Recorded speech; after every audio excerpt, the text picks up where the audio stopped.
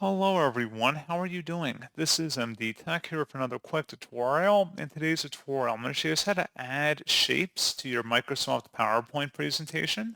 So this should hopefully be a pretty straightforward process here, guys. And without further ado, let's go ahead and jump straight into it.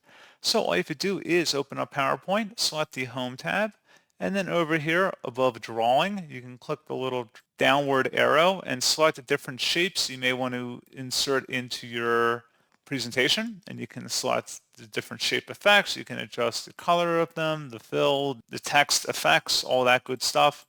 And again, you can do that for a variety of different shapes in here. By going through this list, you can insert pretty much anything, and that's pretty much it. So, as always, thank you guys for watching this brief tutorial. I do hope that I was able to help you out, and I do look forward to catching you all in the next tutorial. Goodbye.